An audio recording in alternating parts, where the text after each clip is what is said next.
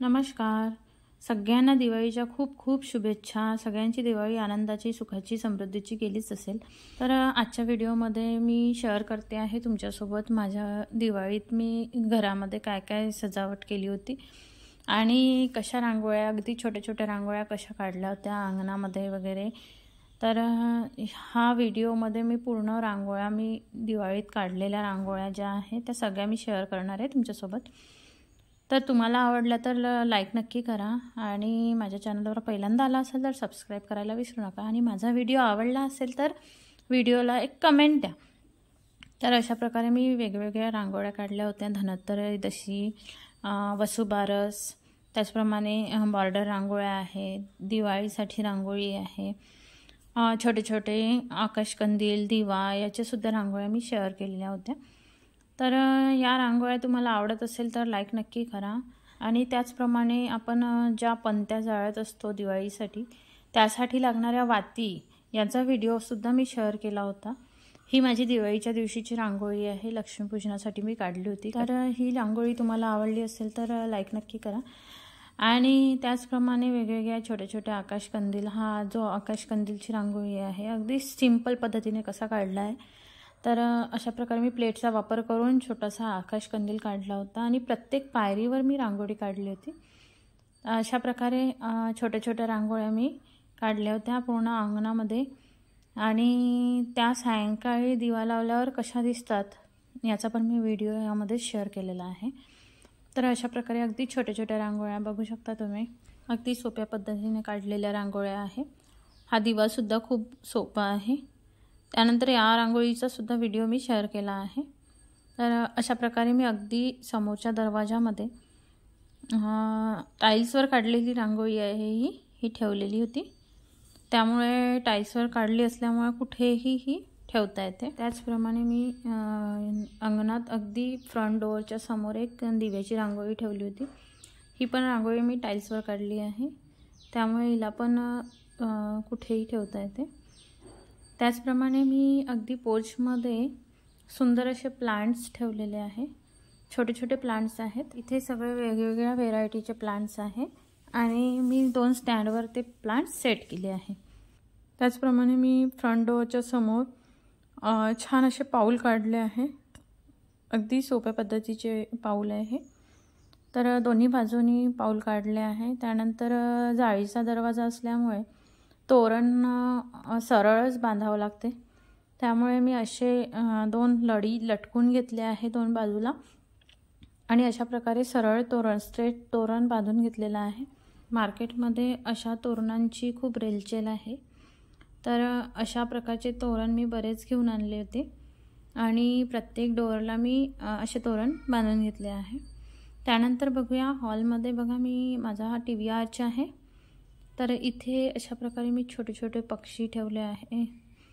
त्याचप्रमाणे छोट्या छोट्या वस्तू आहेत. त्यानंतर वरच्या बाजूला प्लांट पॉट जे आहे, आर्टिफिशियल प्लांट पॉट आहे. अशा प्रकारे मी इथे प्लांट पॉट ठेवले आहे, अगदी छोटे छोटे आहे. त्यानंतर खालच्या बाजूला विठ्ठल रुक्माईची छोटीशी मूर्ती आहे. त्यासमोर मी एक गणपतीची मूर्ती ठेवलेली आहे. त्यानंतर काही वस्तू ह्या ज्या आहे मी गणपतीच्या यात्रेमध्ये घेतलेल्या आहे, त्या वस्तू तिथे ठेवलेल्या आहे. आणि अगदी त्याच्या बाजूला मोराचे पीस ठेवलेले आहे एका पॉटमध्ये. ते मोराचे पीस आमच्या शेतामध्ये मोरं येतात तर त्याचेच आहे, ते मार्केटमधून घेतलेले नाही आहे. आणि हे जे प्लांट आहे मनी प्लांट, मार्बल मनी प्लांट आहे हे. तर अशा प्रकारे मी अगदी छोट्या छोट्या पॉटमध्ये पाण्यामध्ये ते मनी प्लांट ठेवलेले आहे आणि कॉर्नरमध्ये आर्टिफिशियल फ्लॉवर पॉट ठेवलेला आहे अशा प्रकारे.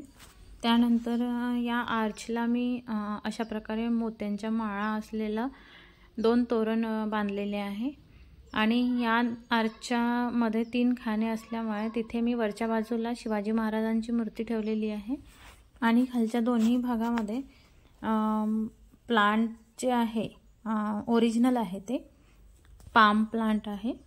दोन्ही पॉट एकदम सेम आहे आणि दोन्ही पॉटमध्ये सेम पाम प्लांट लावलेले आहे. त्यानंतर एक विंडो आहे हॉलची, त्याला पण मी मोतीचं तोरण बांधलेलं आहे अशा प्रकारे. तर दोन्ही बाजूला तिथे तोरण बांधलेलं आहे. त्यानंतर विंडोच्या अगदी त्या कॉर्नरमध्ये ओरिजिनल प्लांट्स ठेवलेले आहे. 2 स्नेक प्लांट आहे आणि एक इंडोर प्लांट आहे आणि एक छोटं स्नेक प्लांट टी टेबलवर ठेवलेलं आहे. हे सुद्धा ओरिजिनल प्लांट आहे. तर अशा प्रकारे सिंपलमध्ये सजावट केलेली आहे. त्यानंतर या डोअरला सुद्धा मी 2 फुलांच्या माळा बांधून घेतलेल्या अशा प्रकारे. त्यानंतर बघूया देवघर. देवघराला मी अशा प्रकारे सजवून घेतलं होतं. अगदी छोटे छोटे तोरण बांधलेले होते. त्यानंतर गजानन महाराजांच्या फोटोला सुद्धा एक हार करून घेतलेला होता.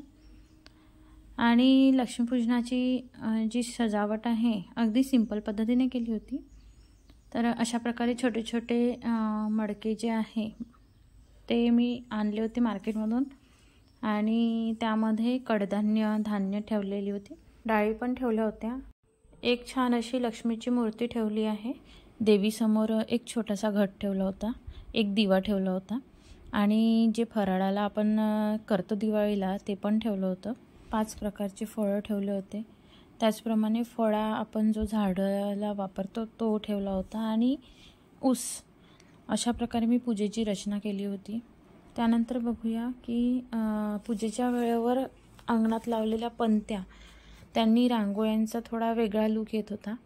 तर अशा प्रकारे मी पंत्या लावलेल्या होत्या प्रत्येक पायरीवर एक आणि रांगोळ्यांवर. आणि अशा प्रकारे थोडं रांगोळीला वेगळं लूक येत होतं. आणि या पंत्यांसाठी लागणाऱ्या ज्या वाती आहे त्याचे पण व्हिडिओ मी शेअर केलेले. अगदी सोप्या पद्धतीने कशा वाती तयार करायच्या त्याचा पण व्हिडिओ मी शेअर केलेला आहे. तर अशा प्रकारे पंत्या लावल्यानंतर रांगोळीला थोडं वेगळं लूक येते.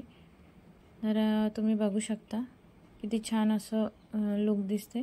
दिवाळीच्या दिवसामध्ये घर अगदी सुंदर दिसावं असं प्रत्येकाला वाटत असते आणि प्रत्येकजण आपापल्या घराची वेगवेगळ्या प्रकारे सजावट करत असतो. तर आम्ही अगदी आमच्या छोट्याशा घराची सजावट अशा प्रकारे केली होती आणि नेहमीप्रमाणे छान अशी दिवाळी साजरी केली होती.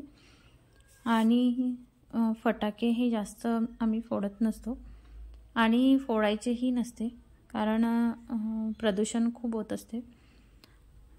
तर अशा प्रकारे अगदी सिंपल पद्धतीने सजावट जर तुम्हाला आवडली असेल तर लाईक नक्की करा. आणि माझ्या रांगोळ्या तुम्ही नेहमी पाहत असाल. देवघरात टाकायला रांगोळ्या, अंगणात काढायला अगदी छोट्या छोट्या रांगोळ्या सगळ्यांची व्हिडिओ मी शेअर करत असते. तर या रांगोळ्या माझ्या आवडत असतील तर शेअर पण करा आणि माझ्या चॅनलवर नवीन असाल तर सबस्क्राईब करायला विसरू नका.